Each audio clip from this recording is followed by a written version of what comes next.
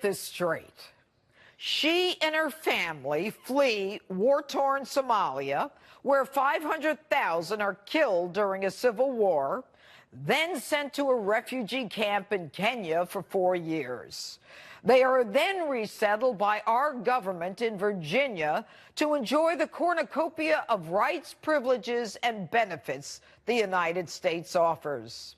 The she is Congresswoman Ilhan Omar, who represents Minnesota's 5th Congressional District in Congress only about 2 months. But she's gotten attention far beyond Washington for her anti-Semitism. But as early as 2012, she tweeted, quote, "Israel has hypnotized the world.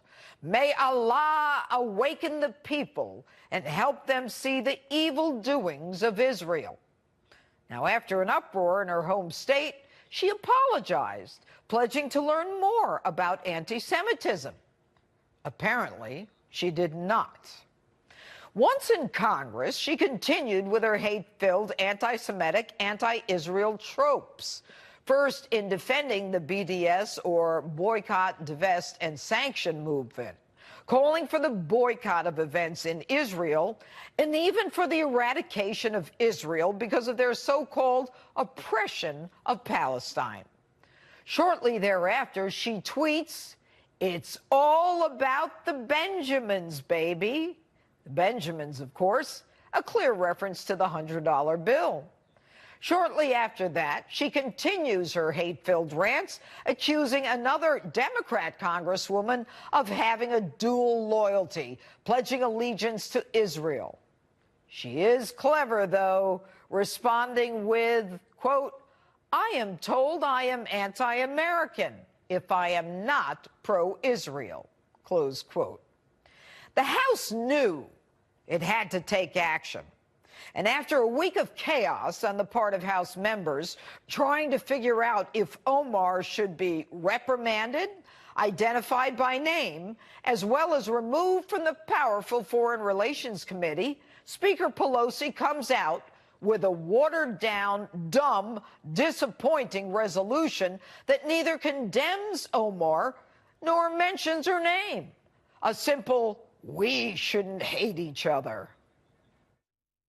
I don't think our colleague is anti-Semitic. I think she has a different experience in the use of words, doesn't understand that some of them are fraught with meaning that she didn't realize.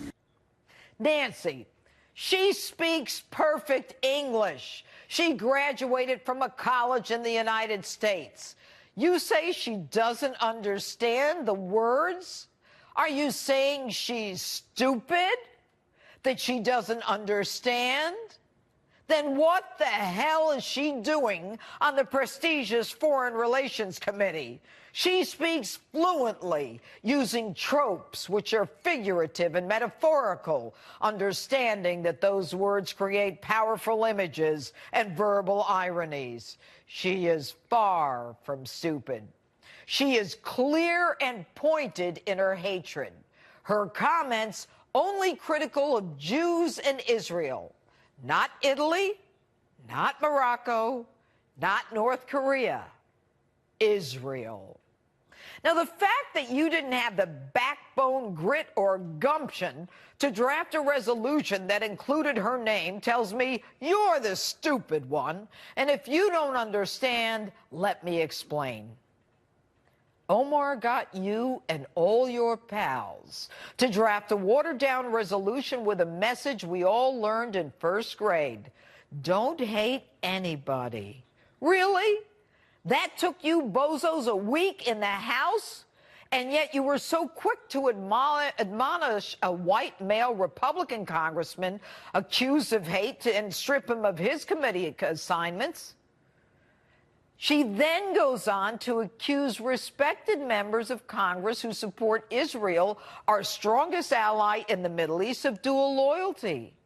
What she's doing, Nancy, is starting a movement to shut down pro-Israel speech, making it politically incorrect.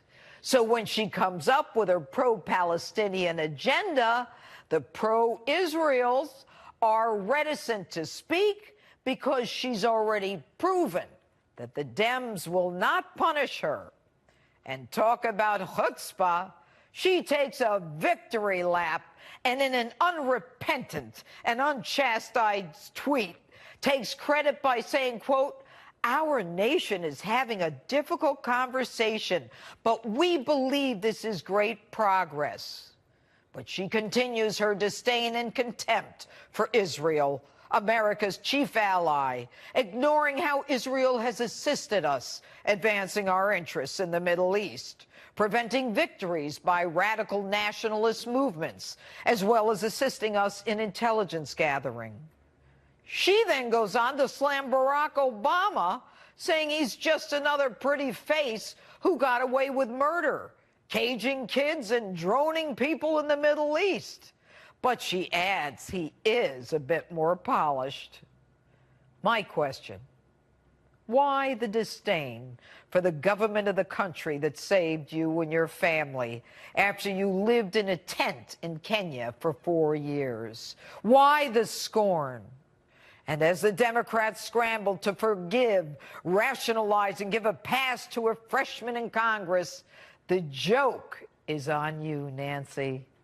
You've appeased rising anti-Semitism inside the Democrat Party.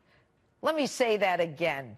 You and the whole gang running for president in the Democratic primary in 2020 have appeased the rise of anti-Semitism in the Democrat Party. The sad part is that all this is contrary to the tenets of your party, which is so receptive to the LGBTQ community, illegal immigrants, refugees, and on and on. This is not who your party is. Your party is not anti-Israel. She is. Think about this. She's not getting this anti-Israel sentiment doctrine from the Democrat Party. So if it's not rooted in the party, where is she getting it from? Think about it. Omar wears a hijab, which according to the Quran 33:59 tells women to cover so they won't get molested. Is her adherence to this Islamic doctrine indicative of her adherence to Sharia law, which in itself is antithetical to the United States Constitution? I don't have to tell you, Nancy, Jews have been persecuted almost from the beginning of time when they were forced out of Egypt, to the 6 million killed in the Holocaust, and now we are witnessing the rise of anti-Semitism in Europe, where incidents are up 74% in the last year alone in France, where Jewish cemeteries are regularly desecrated with swastikas, and people relay the common tropes of Jews with too much money and influence. We all know how it starts. It starts that way. Hate is hate. Hate leads to violence, and violence leads to retaliation, which then leads to unrest and worse. Yes, Nancy, it's all about hating Israel to promote the cause of Palestine. President Trump was right when he said the Democrat Party is now the anti-Israel party. And don't forget, Nancy, history has proven over and over, when you appease anti-Semitic sentiment, the worst happens. And in your case, Nancy, the danger for you is that your appeasing this behavior will lead to your removal as Speaker. And the Democrats, now controlled by socialists and anti-Semites, will lose the presidency in 2020.